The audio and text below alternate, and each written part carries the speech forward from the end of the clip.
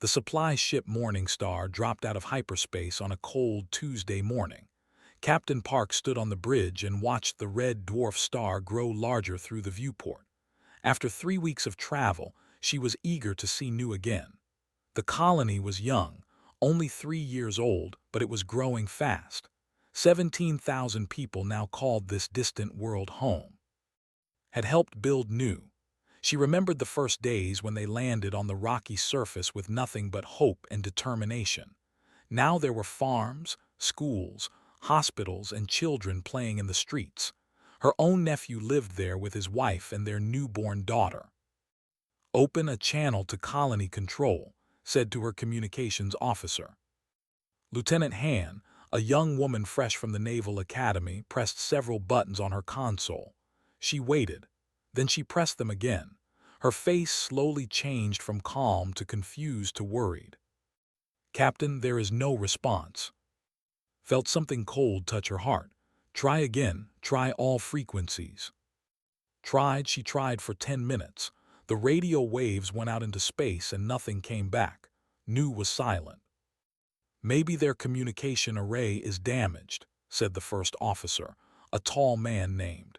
He was a doctor by training, but he had volunteered for this supply run to visit old friends in the colony.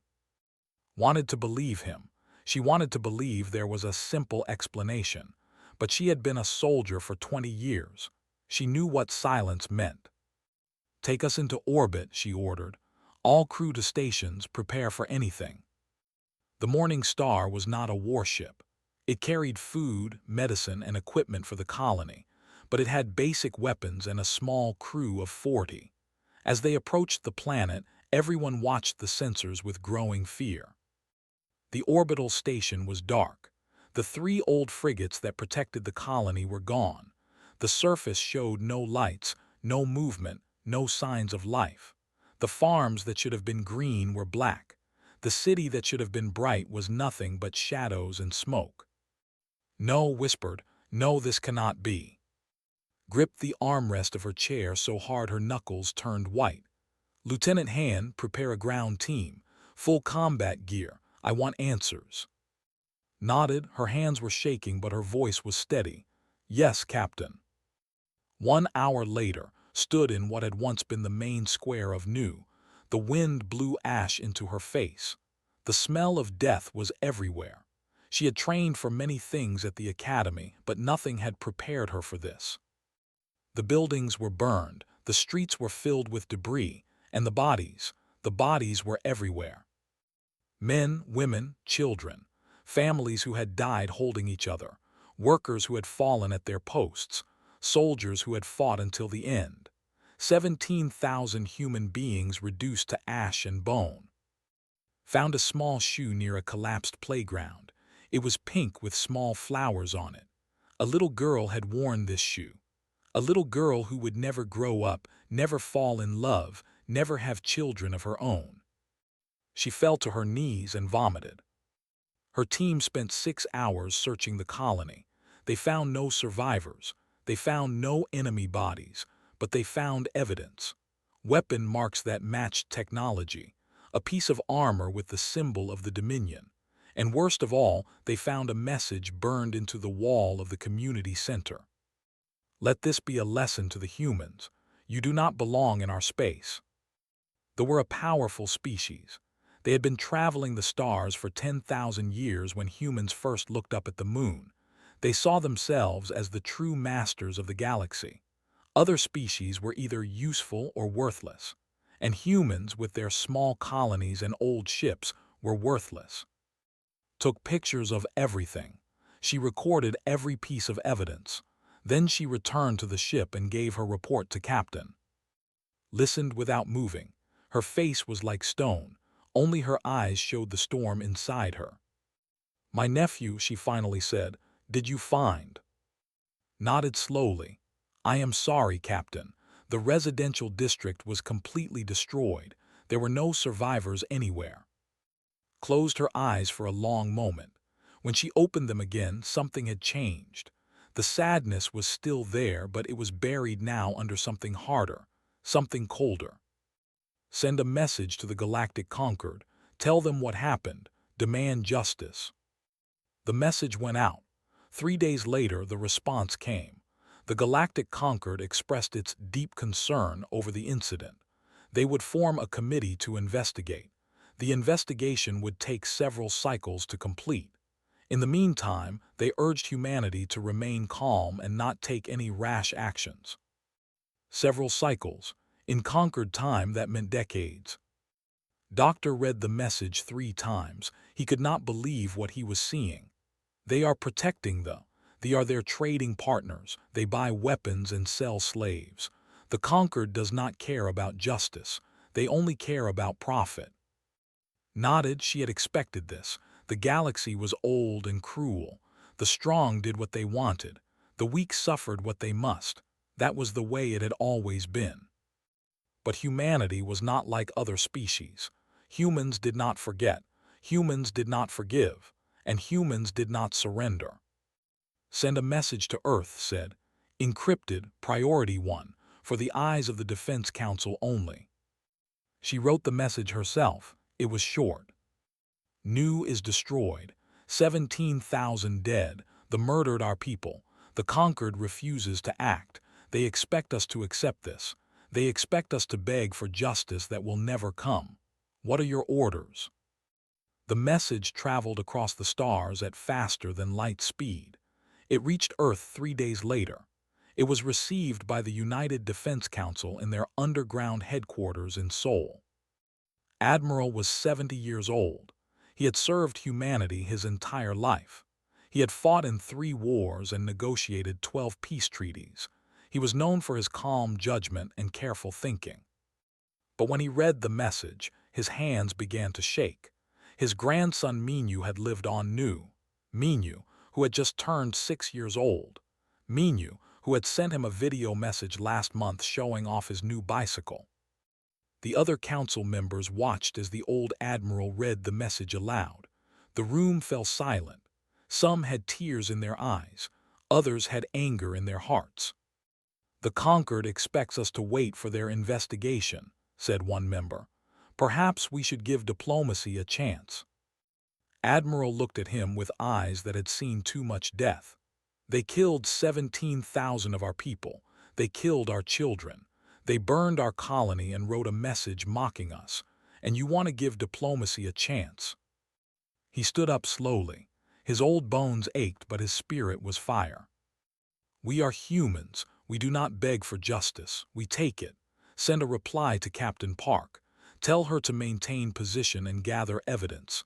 Then call every admiral, every general, every commander we have. We are going to war." He paused at the door and looked back at the council. "And tell the shipyards to prepare. We will build a fleet the likes of which this galaxy has never seen. When we are done, every species in the Conquered will know what happens when you murder human children and expect no answer." The message went out, and across the stars humanity began to wake. 6 months passed after the destruction of Nu. The galaxy watched humanity with curious eyes, waiting to see what the young species would do, but the humans did nothing. They held memorial services. They cried at funerals.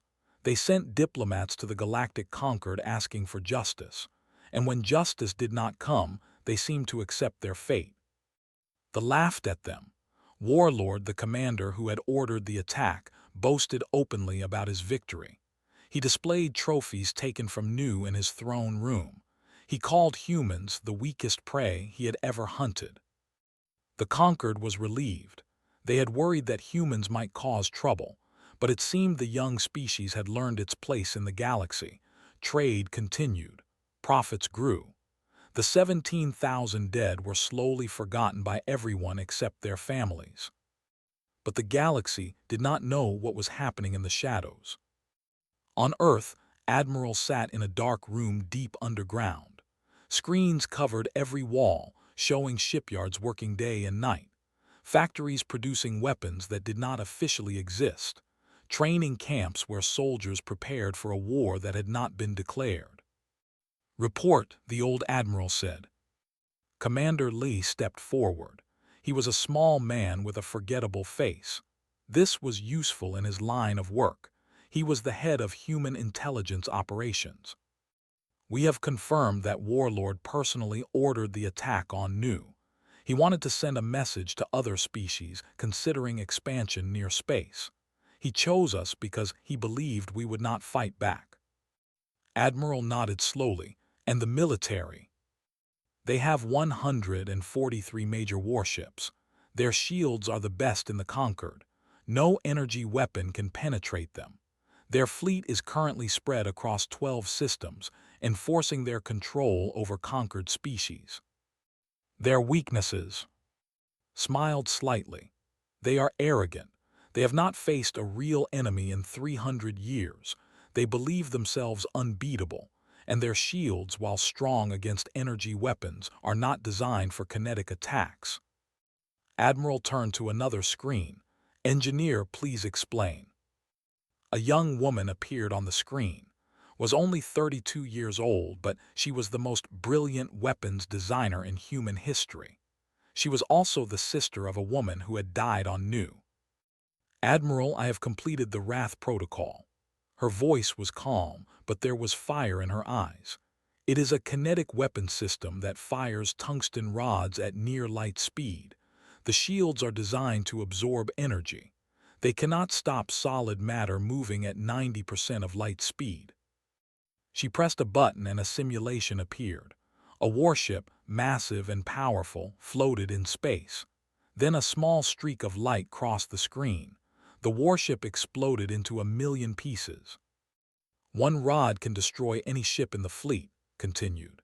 Each of our new warships carries 200 rods. I have named each rod after a child who died on Nu. Admiral was silent for a moment. How many ships do we have? 312, sir, with more being completed every week. The old admiral closed his eyes. For a moment he saw his grandson's face. Minu laughing on his bicycle. Minu, who had loved chocolate cake and superhero stories. Minu, who was now nothing but ash on a distant world. It is not enough, Admiral said softly. It will never be enough, but it will have to do. Across human space, the preparations continued. On colony worlds, young men and women volunteered for the military in record numbers. Factories worked triple shifts. Scientists gave up sleep to complete their research. Everyone knew something was coming. Everyone remembered Nu. Captain Park, now promoted to fleet commander, stood in the construction dock of humanity's new flagship. The ship was enormous, 3 times larger than any human vessel before it. Its hull was black as night. Its weapons bristled from every surface. "What will you name it?" asked Lieutenant Han, who had stayed by her side since that terrible day. Looked at the ship for a long moment. "The Reckoning," she said finally, "because that is what is coming." Far away, the Galactic Conquered continued with its business. Diplomats gave speeches about peace and cooperation. Trade agreements were signed. The investigation into the Nu incident was quietly delayed again and again. One day, a conquered diplomat visited Earth. He was a peaceful species that had been part of the Conquered for 1,000 years. He came to offer humanity a trade agreement that would help heal the wounds of the past. Admiral received him in a simple office with no windows. The diplomat noticed that the Admiral wore his full military uniform, covered with medals from wars the Conquered knew nothing about. "Admiral, the Conquered understands your pain," the diplomat said, "but we must look to the future. This trade agreement will bring prosperity to your people. It will help you forget the tragedy and move forward." Admiral listened politely. He nodded at the right moments. He asked intelligent questions about the terms. The diplomat left feeling satisfied that humanity had finally accepted its place. After he was gone, Admiral burned the trade agreement and sent a coded message to all human colonies. "Remember Nu, stand ready, the day approaches." The message was received by millions. Soldiers checked their weapons. Pilots reviewed their attack plans. Engineers made final adjustments to their ships, and families looked at pictures of loved ones they had lost, knowing that soon, very soon, the galaxy would learn what human anger truly meant. On the warlord celebrated another successful raid. His warriors had destroyed a small colony of a weak species that had no protector. He added new trophies to his collection and drank wine made from the blood of his enemies. He never thought about new anymore. It had been a small victory, hardly worth remembering. The humans were a joke. They cried and complained and sent diplomats to talk about justice. They were prey, nothing more. He did not know that Commander Lee had infiltrated his palace. He did not know that every detail of his defenses had been mapped. He did not know that his own guards had been bribed to reveal his location at all times. And he did not know that in the cold depths of space, 300 human warships were gathering. Their crews were silent. Their weapons were loaded. Their hearts were filled with a cold fire that would not be quenched until justice was done. Fleet Commander Park stood on the bridge of the reckoning. Around her, officers prepared for the battle of their lives. Before her, a holographic display showed the target, and its military installations.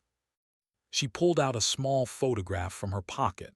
It showed her nephew, his wife, and their baby daughter, the family that had been murdered on Nu, the family she had failed to protect.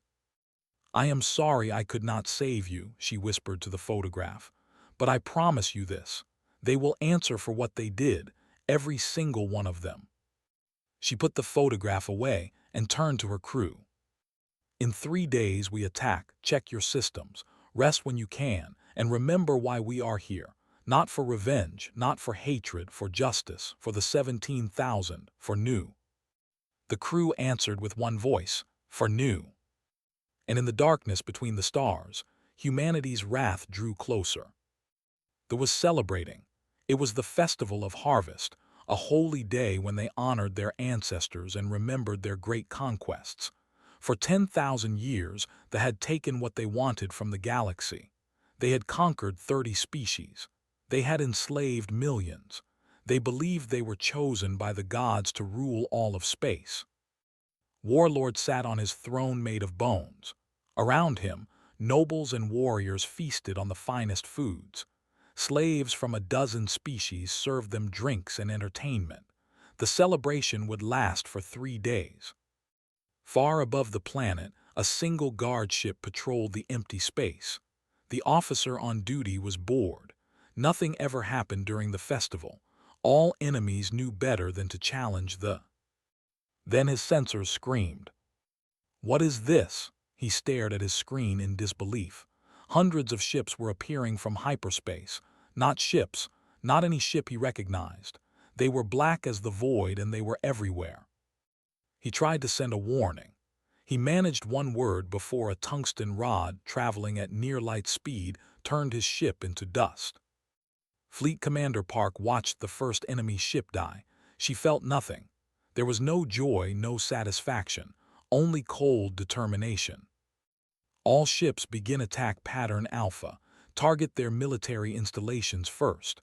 Avoid civilian areas where possible. We are not monsters. 300 human warships spread across the system like wolves entering a field of sheep.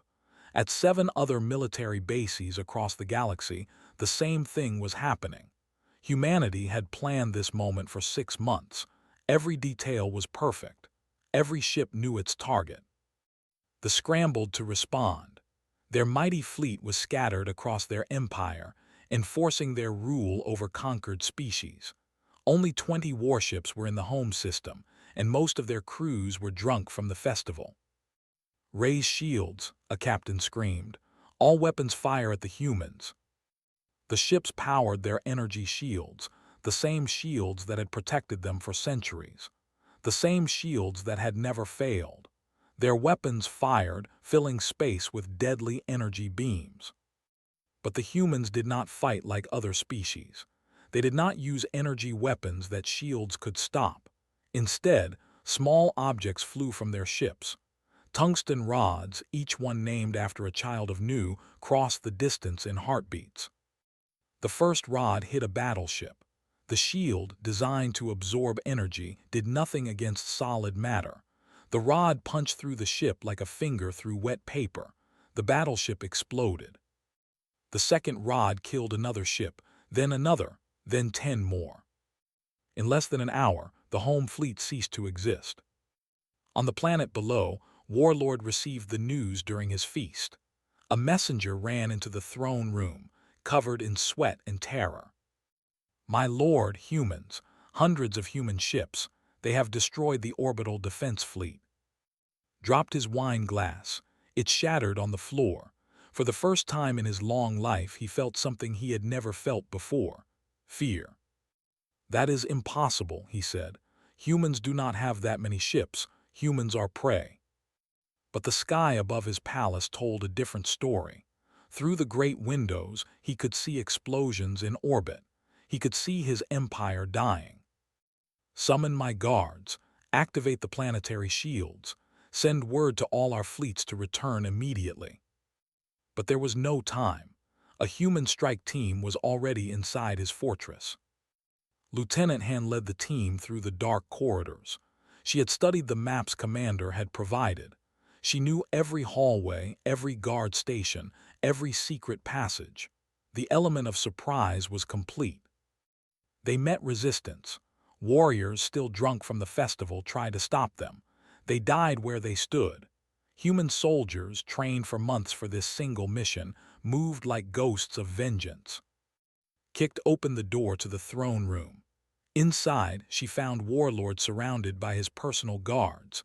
Behind him was his trophy wall, covered with items taken from conquered species. Saw a small toy doll from New hanging on that wall.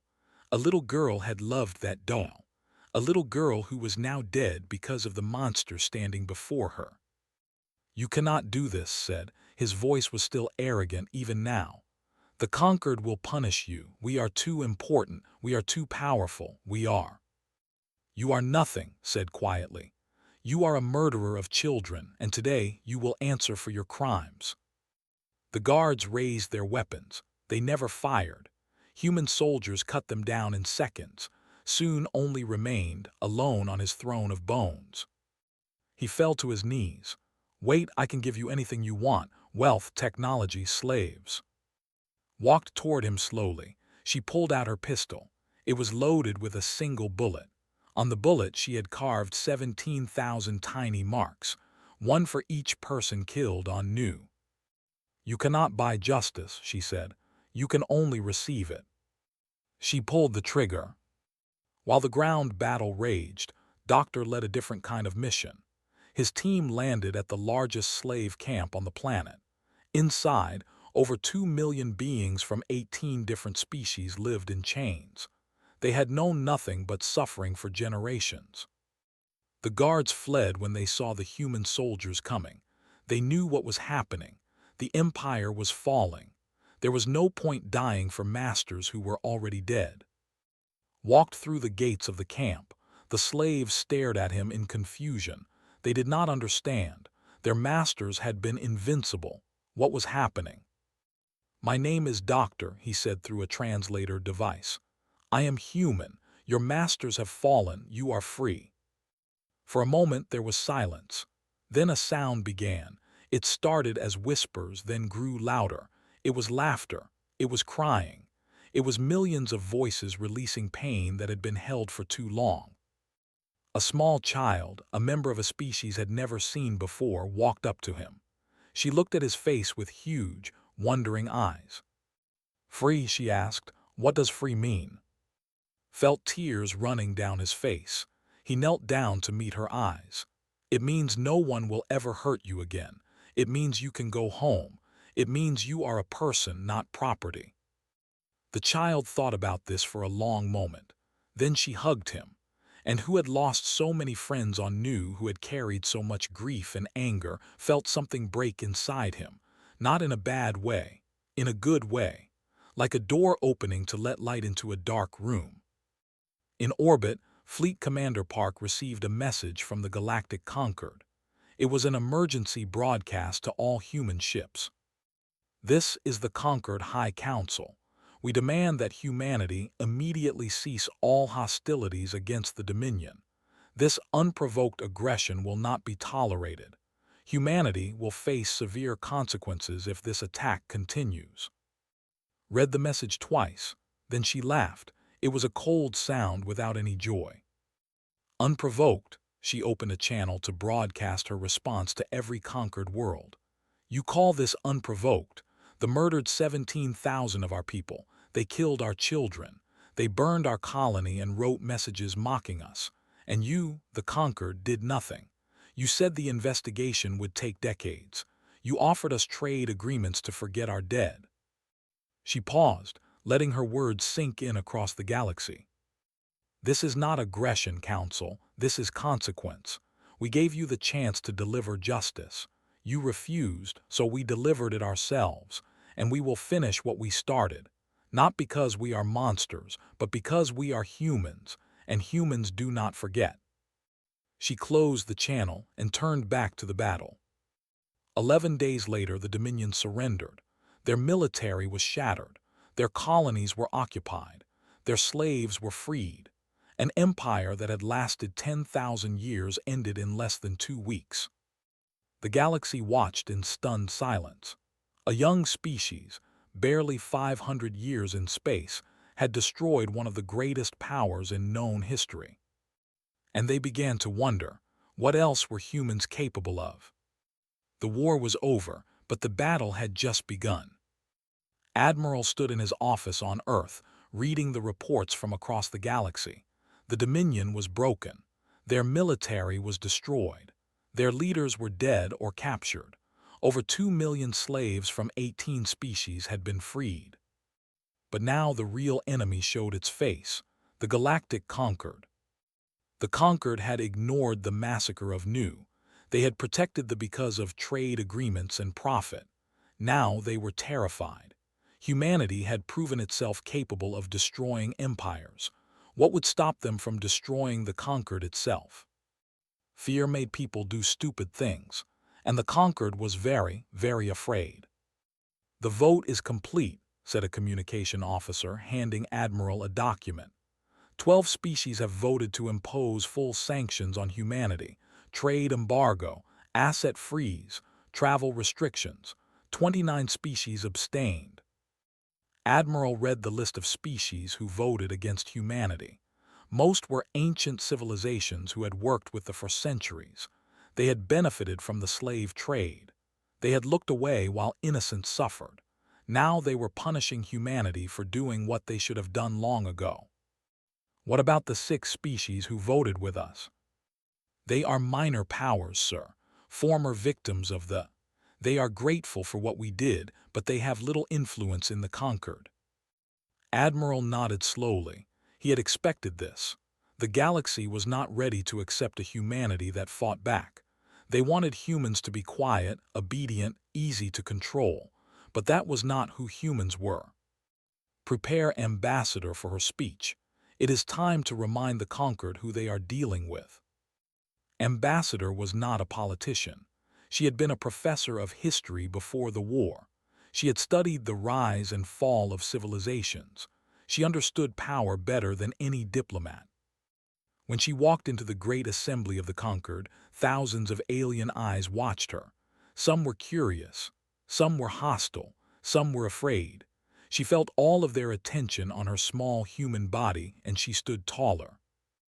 Honored members of the conquered, she began, her voice calm and clear. You have voted to punish humanity for defending itself. You have called our action unprovoked aggression. Let me tell you a story. She pressed a button. Behind her, images appeared, pictures of Nu before and after. This was our colony. 17,000 people lived here. Farmers, teachers, doctors, children. They built homes and planted gardens and dreamed of the future.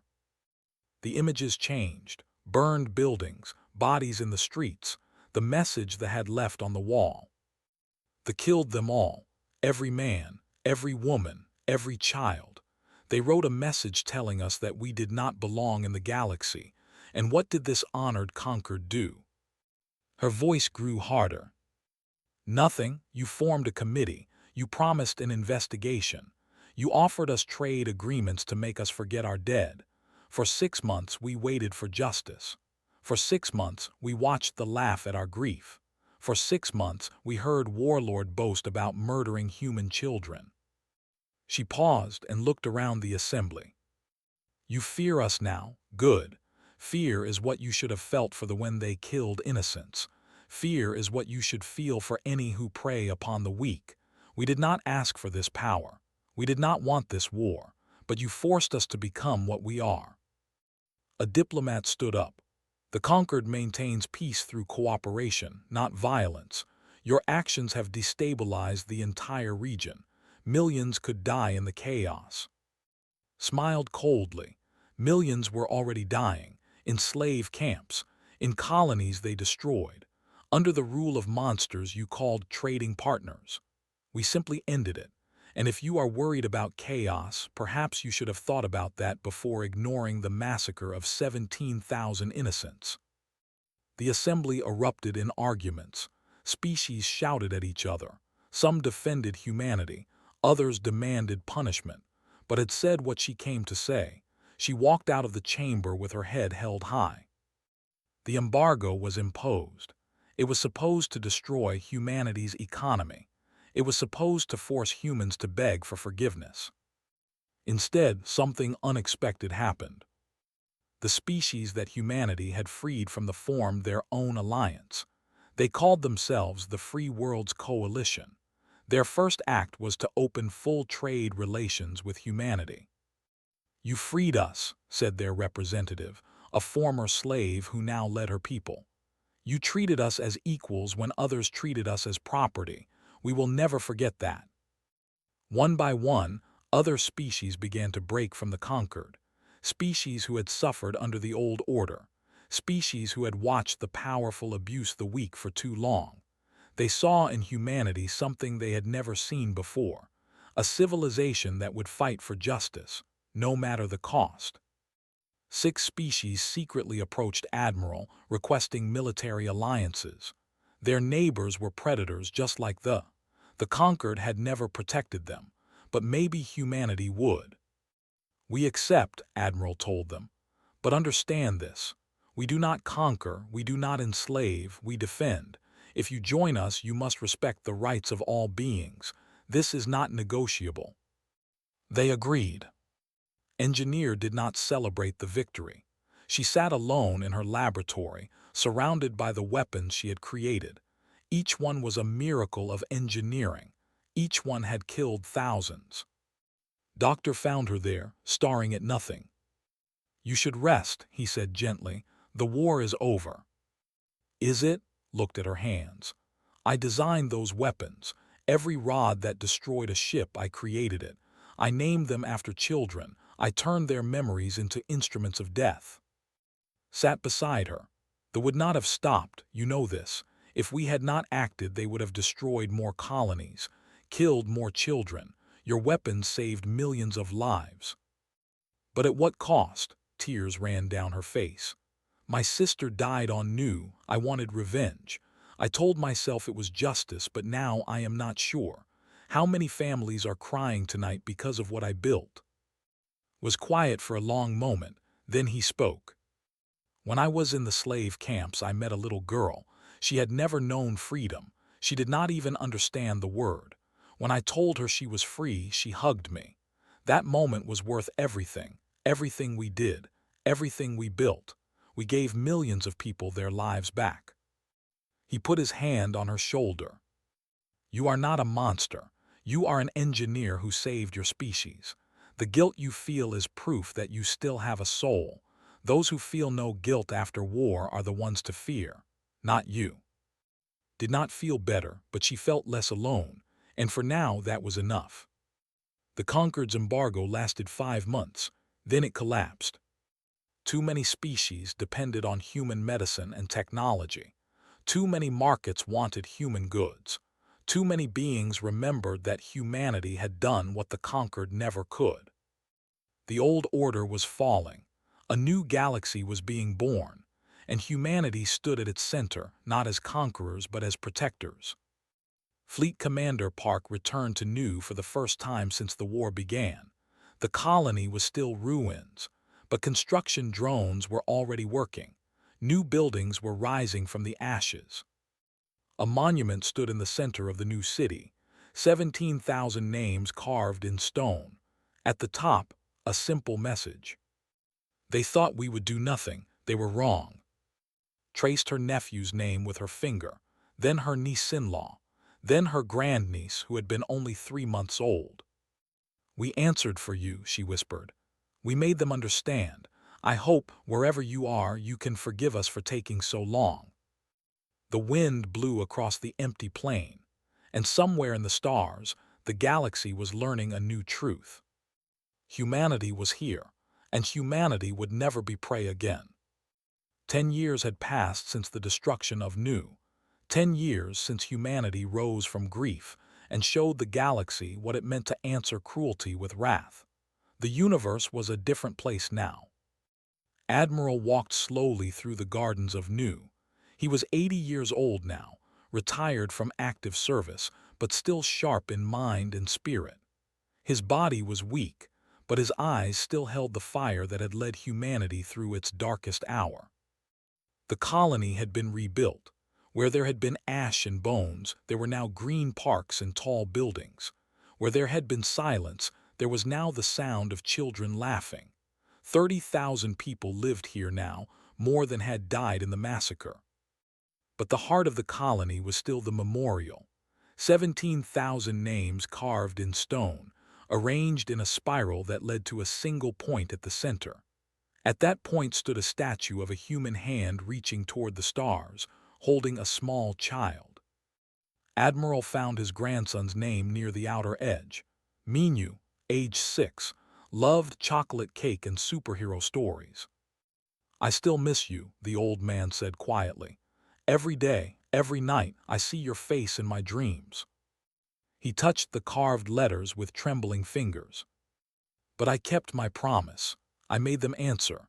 I made sure no one would ever look at humanity and see prey again. I hope you are proud of what we became. The wind carried his words away. Somewhere in the distance, a school bell rang. Children ran across the grass, playing games that children had played for thousands of years. Admiral smiled. This was why they had fought, not for revenge, not for power, for this, for the chance to live, for the children who would never know the fear their parents had faced. Fleet Commander Park was not at Nu. She was on the other side of the galaxy, commanding the combined defense fleet.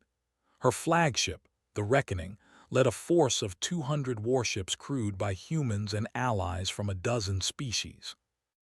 They were patrolling the borders of the free world's coalition, watching for any threat. The coalition had grown to include 31 species now.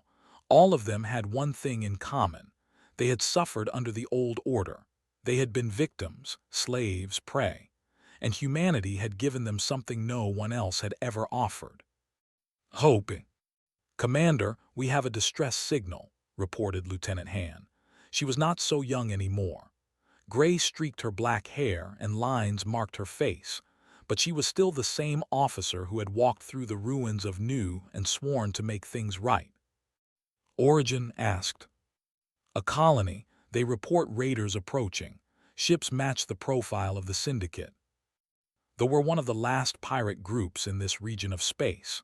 They preyed on weak colonies, taking what they wanted and killing anyone who resisted.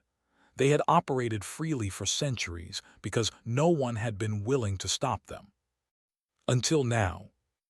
Opened a channel to the fleet. All ships set course for the colony, maximum speed. We will arrive before the raiders. Commander said quietly, they have never attacked a coalition-protected world before. If we respond with force, it could start a war. Looked at her old friend. We promised to protect them, every colony, every world, every child. If we break that promise now, we are no better than the conquered was. We are no better than those who looked away when Nu burned. Nodded, she had known what would say. She had just needed to hear it. The fleet jumped to hyperspace. They arrived at the colony 3 hours before the raiders. When the ships appeared, they found themselves facing the most powerful fleet in the galaxy. The raiders fled without firing a single shot. They knew what humanity had done to the. They knew what happened to those who preyed on the weak. The message was clear: attack the coalition and face destruction. On Earth, a ceremony was taking place. Ambassador, who had stood before the conquered and told them the truth they did not want to hear, was being elected first speaker of the Free World's coalition. She stood before representatives of 31 species, all of them watching her with respect.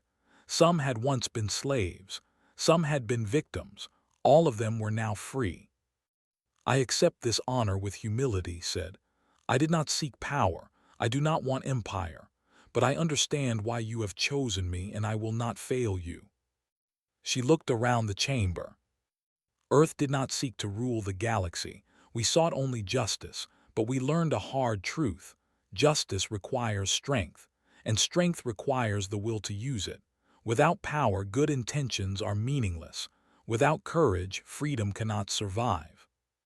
Her voice grew stronger. "Let every tyrant in this galaxy understand. There is no corner of space where cruelty can hide from consequence. There is no empire too powerful to be brought down. There is no injustice too old to be corrected. The Free World's coalition stands for all who have suffered, all who have been forgotten, all who have been told that their lives do not matter." She raised her hand. "We matter, you matter, every living being matters, and we will fight for each other until the last star burns out. This I swear, as first speaker, as a human, and as someone who has seen what happens when good people do nothing." The chamber erupted in applause. Species who had never spoken to each other before now stood side by side, united by a common purpose. The old order was dead. The new order was being born. Doctor had returned to New Year's ago. He ran the central hospital now, training a new generation of doctors and nurses. He was old but still active, still caring for his patients. One day, a school group visited the memorial. Among them was a young girl born after the war. She had never known her species as conquerors. She only knew them as one member of the coalition, trying to rebuild after centuries of cruelty. The children walked through the memorial, reading the names, learning the history. Their teacher, a human woman named, explained what had happened 10 years ago. The girl raised her hand. "Teacher, why did the humans not destroy my species? They had the power, we killed their people. Why did they let us live?" Looked at the girl with gentle eyes. She did not know how to answer. She looked around for help. Han was standing nearby, visiting the memorial as she did every year on this day. She had heard the question. She walked over and knelt down to meet the girl's eyes. "What is your name?" asked. The girl said softly, "That is a beautiful name. Do you want to know why we did not destroy your people?" The girl nodded. Thought for a moment. How could she explain something so complex to a child? How could she put into words what she had felt on that day when she had executed Warlord? "Because we wanted justice, not extinction," she said finally. "We wanted you to grow up in a galaxy that remembers what cruelty costs, and we wanted to be the kind of people our children would be proud of." She pointed at the memorial. "These 17,000 people died because someone believed their lives did not matter. We fought back because we wanted to prove that every life matters, including yours, including every child who was born after the war. You are not guilty of what your ancestors did. You are only responsible for what you do now." Thought about this for a long time. Then she reached into her bag and pulled out a small flower. She walked to the memorial and placed it at the base. "I am sorry for what my people did," she said. "I will try to be good. I will try to make things better." Felt tears in her eyes. This was why they had fought. This moment, this child, this chance for the future to be different from the past. She put her hand on his shoulder. "That is all any of us can do. Try to be good. Try to make things better. The people whose names are carved here, that is what they wanted. A galaxy where children like you could grow up without fear. Looked up at her. Were you there when it happened? Nodded slowly. I was there at the beginning. I walked through the ruins. I saw what they did to my people, and I was there at the end. I was the one who stopped Warlord. The girl's eyes grew wide. You killed him. Yes, because he would have killed more innocents if I had not, but I take no pride in it. Killing is never something to be proud of. It is only something that sometimes must be done to protect others. She stood up and looked at the memorial one last time. Remember this place, remember these names, and when you grow up, help build a galaxy where such memorials are never needed again. That is the best way to honor the dead, not with revenge, with hope. The school group moved on, stood alone before the memorial as the sun began to set. The names glowed golden in the fading light. Somewhere in the stars, the Free Worlds Coalition kept watch. Somewhere on Earth, Admiral was sleeping peacefully for the first time in years. Somewhere on the frontier, Fleet Commander was protecting the weak and punishing the cruel. And somewhere in the hearts of every human being, the memory of New lived on, not as a wound, not as a call for revenge, but as a reminder of what they had become. Humanity had answered the galaxy's cruelty with wrath, but from that wrath, something beautiful had grown. A galaxy where the strong protected the weak, where justice was not just a word but a promise, where children of all species could grow up free. The 17,000 had not died in vain. Their sacrifice had given birth to a new age, an age of hope, an age of justice. An age where Earth stood not as a conqueror, but as a guardian. And the galaxy would never forget.